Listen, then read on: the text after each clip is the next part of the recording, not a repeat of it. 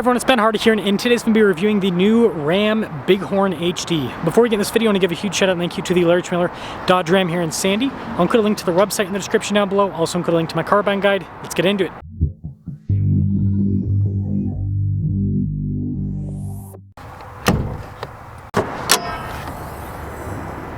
Under the hood is the high output Cummins. It's a 6.7 liter turbo diesel inline 6 that goes through an 8-speed automatic transmission. It puts out 430 horsepower and then 1,075 pound-feet of torque. Before we move forward with this review, I do want to mention if you want to see more videos just like this, then I recommend you subscribe because I post content every single day. So starting with the hood, you can see it raises up towards the center. You've got the 2500 heavy duty badge there off to the side, and then you've got the split light design. And you still got pretty nice lights here with the Bighorn package. You got the Ram logo front and center there, tow hooks there at the bottom, fog lights as well. So front end's pretty well equipped. Tire and wheel setup is 285 by 60 by 20. The wheel's completely blacked out. We still have a solid front axle, still have coil springs up front as well. Got your Cummins turbo diesel badge, the Ram logo down below. This one has the trailer tow mirrors, and then this one is a crew cab. Now with the 2500 HD, they're still doing a coil sprung setup in the rear as well. Here's your side profile of the truck. Looks pretty cool, all blacked out. Now this leads us to the key fob. We've got our lock and unlock function. We've got your remote start function, Ram logo there on the back, nothing too crazy. And then we'll pop into the bed here, which it is not dampened, so make sure you lower it down under your own strength. We've got the plugins and everything here for the fifth wheel prep. We also have LED lights in this bed as well. So it's nice that it's well equipped in the bed area. Got the more baseline taillights with this package. You can see the Ram logo there on the back, Bighorn badge. Parking sensors there at the bottom as well. And like I said, blacked out truck.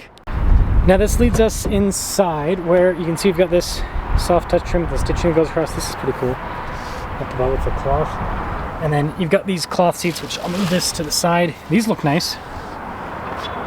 Now you notice we still have the old style of ice buckets because this is the old style cab, so less legroom than like a new 1500. And you also have the old fold-out boards as well. Vents there in the back too. But one big benefit is the headroom's solid. Now taking a look at the front door panel, you've got all the soft touch trim here. You've got the cloth trim that goes across. Front two windows, automatic. The mirrors power fold in. They also power extend out, and they've got the light function. They are pretty cool overall, if you ask me. Payload, 2,140 pounds, so they haven't fixed that. Gross vehicle weight rating is actually going to be on this sticker over here, 10,190. And then here's the front seat again. You've got that nice cloth trim, power adjustments on the side, got your light controls there, and then the steering wheel is manually adjustable. And let's start her up. Bada bing, bada boom. Bighorn. Ram logo front and center. We've got adaptive cruise control. You've got your gear limiter function down below. Controls for the center, stack, radio controls in the back. And you got this new synthetic material on the steering wheel. See how that holds up over time. Regular little stock in the back. And then we have a column shifter still. It's electronic now, so it's a little bit different with the function.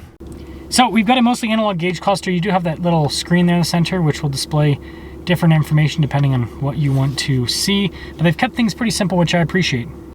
Backup camera in reverse with trajectory lines and good resolution with the camera. Now, this still has a big infotainment system, as you can see. You've got analog controls for the climate on either side. You've got your analog radio controls as well. And then you can see the little tab here at the bottom, shortcut tab, for different items depending on what you want to go into. It's for the parking sensors, and then you can see the tow haul mode, your diesel exhaust brake, trailer brake controls as well. But yeah, pretty good unit, responds quickly, and it's big. We have a traditional two-wheel drive, 2-speed transfer case, no 4-wheel auto. And then you got little charging ports down below. And this is pretty cool, the center console. It's also a seat. And would you look at that? Got more storage underneath. So it's kind of multi-function. Bighorn logo there on the glove box, as you can see. And we've got a regular rear view mirror, no sunroof, and yeah, no power sliding rear window. Now this leads us to the window sticker. You can see 2025, 2500. After all options, 76,725. Which this is pretty loaded up for a Bighorn diesel. But let's see how it performs. This new shifter. It it likes to be a little bit finicky going into the little gates. Like the old shifter, every single time I could nail it into reverse, drive, whatever it might be. This one, I end up in neutral most of the time. Yeah, the gates, if you ever have a chance to go look at one of these in person, you'll know exactly what I'm talking about. The shifter just, it's not the worst thing on the planet, but it definitely feels weird. That's for sure. Man, it is hot outside today. So this is my first time in the 2500. Let me move that to the side. Oh, goodbye window sticker.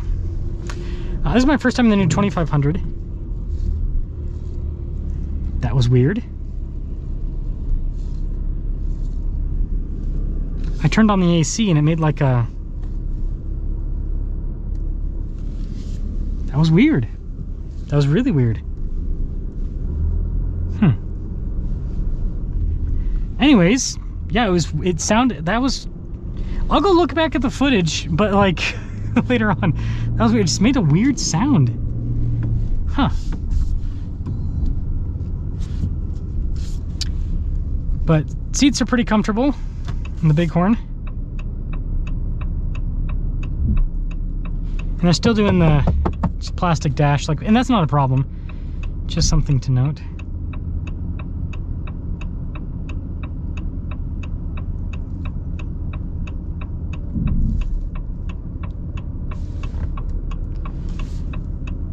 Yeah, this new interior, I think overall I like it. It doesn't feel like it's any worse fit and finish wise compared to before, which I appreciate. Some manufacturers, especially Ford, they just feel like more flimsy, cheaper as time goes on, and it's just kind of like this continued cycle of cheaper, more flimsy, cheaper, more flimsy. So I'm glad that Ram hasn't played with that game. So, yeah, this doesn't really drive any different. Interesting. When I say it doesn't drive any different, this is still built on the same platform that the HD's been on for, well, since the time of the dinosaurs, basically, at this point. So the ride quality hasn't really changed, and everything's pretty much the same. And that's also why the payload numbers are so low, is because they haven't updated anything really. Other than the engine, right? We've got this much more powerful engine. Yeah, I think Ram should consider going back to leaf springs with the 2500. And you can let me know if you disagree with me, but I think what it should look like is what Ford does with their half-ton. Leaf springs and everything except for the off-road package Raptor, right? So you could have where the 2500 is leaf springs with everything except for the Rebel and maybe the... No, the Rebel actually have leaf springs, because people are getting Rebel, they want to still be able to tow a lot. The Power Wagon, everything has leaf springs except for the Power Wagon. I think that would make sense. Yeah, the ride wouldn't be as good, but I mean, everything else in this segment has like 1,000 pounds more payload. And that makes a big difference.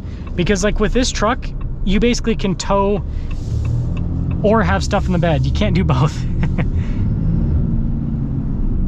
This new engine's great.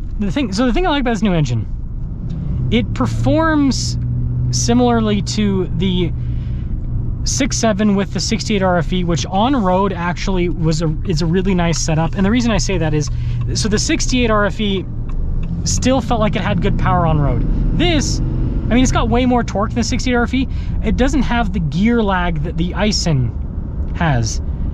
So it's like you kind of, in my opinion, like with driving, you kind of get the best of both of this new engine transmission combo, where you get the power of the high output, but then you get the daily drivability of the 68 RFE, and then you have 2 extra gears, so fuel economy is going to be better. Axle ratio is a 3.42, so that's going to be better on the highway especially. Just a lot of benefits that way. Yeah, this is nice. So overall, the 2500 is really nice for an HD truck in terms of the drive. It's like the suspension does make it so it drives a lot better than the other trucks over bumps and just down the road.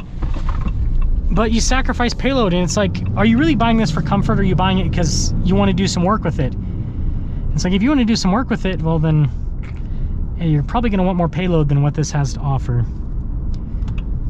But overall equipment and it all makes sense, and I love the looks of the Night Edition. I think they did a really good job with that. But what I will say is, I think that Ram needs to pull back a little bit on the blackout pricing, because Ford and Chevy basically offer it at a very low price from what I've seen with their packaging.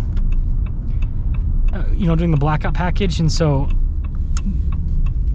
it makes it so when you compare the truck side by side, option to option, the Ram, if it has a night edition, is always more expensive. So just a consideration on that. But let me know what you guys think about the new Bighorn 2500.